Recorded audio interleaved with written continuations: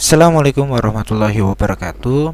Kali ini kita akan melanjutkan materi tentang logika matematika, yaitu tentang penarikan kesimpulan.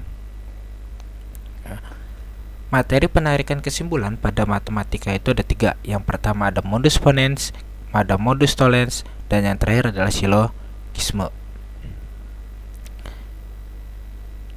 Kita masuk ke yang modus ponens ya. Modus ponens itu jika ada premis satunya yaitu P maka Q. Kemudian ada premis 2. Premis 2 itu maksud di sini adalah kalimat ya. Kalimat pertama, kalimat kedua ya. Kalimat keduanya itu adalah merupakan kalimat P. Maka konklusinya adalah kalimat Q. Konklusi itu adalah kesimpulan ya. Kita masuk ke contoh ya. Premis satunya, jika Andi rajin belajar, maka Andi juara kelas ya. Jadi di sini kan ada Andi rajin belajar. Ini disebut dengan kalimat P gitu ya. Kemudian di sini ada maka gitu ya. Maka itu yang tanda panah, maka gitu ya. P maka Andi juara kelas. Ini merupakan kalimat Q gitu kan. Ya. P maka Q gitu kan. Ini premis ke-1. Ya. Kemudian Andi rajin belajar gitu ya. Andi rajin belajar ini merupakan kalimat P gitu ya. Maka jika ditanya kesimpulan dari kedua premis di atas ya, kesimpulan dari premis 1 dan premis 2 adalah ya tadi ya, kita bisa menggunakan modus ponens yang mana yaitu premis satunya P maka Q gitu ya. Ini P gitu kan ya. Kemudian Andi juara kelas Q, kalimat keduanya adalah P, maka kesimpulannya adalah Q. Q itu apa? Ini kesimpulannya adalah Andi juara kelas. Jadi penarikan kesimpulan itu seperti itu. Kemudian yang penarikan yang kedua itu ada modus tollens gitu ya. Ini kebalik ya. Jadi ketika premis satunya itu P maka Q, premis keduanya itu adalah negasi Q, maka konklusinya adalah negasi P. Konklusi itu apa? Kesimpulan ya, sekali lagi diingatkan ya. Oke, kita masuk ke contoh. Jika hari hujan maka sekolah libur ya. Premis keduanya adalah sekolah tidak libur.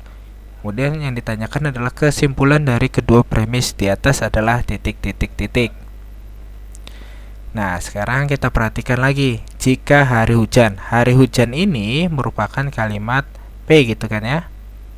Kemudian maka sekolah libur. Maka ya, maka itu tanda panah ini ya, nih. Maka ini tuh tanda panah nih. Ini maka.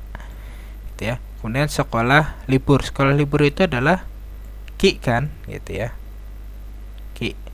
Nah, sekolah tidak libur ya. Sekolah tidak libur. Ini kan ada kata tidak ya. Berarti kebalikan dari sekolah libur kan. Sekolah tidak libur itu ini, maka sekolah tidak libur adalah negasi Q. Maka kesimpulannya ingat modus tollens yaitu negasi P. Negasi P itu apa? Yaitu kebalikan dari hari hujan. Maka kesimpulannya adalah hari tidak hujan ya. Jadi kita harus ingat polanya aja antara modus ponens, modus tollens gitu ya. Dan yang terakhir silogisme. Tinggal kita hafal-hafal aja polanya. Premis 1, premis 2, kemudian penarikan kesimpulannya seperti apa. Insya Allah nanti kita akan bisa menjawab soal-soalnya.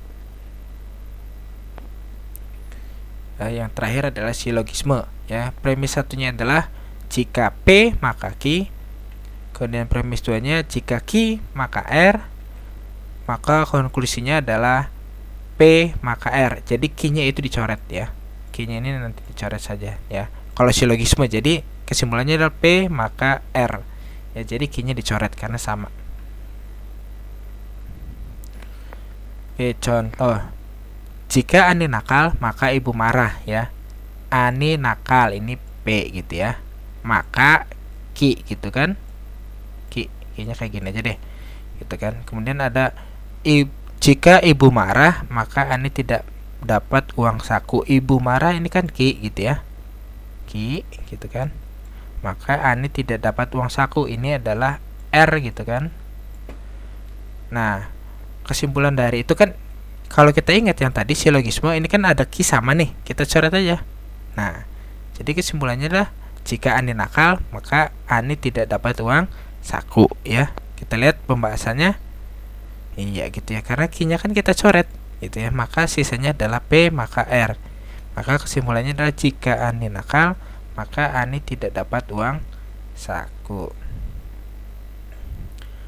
Oke, sekian saja pertemuan untuk kali ini. Semoga dapat diterima dan dipahami. Mohon maaf apabila ada salah-salah dan kekurangan. Wassalamualaikum warahmatullahi wabarakatuh.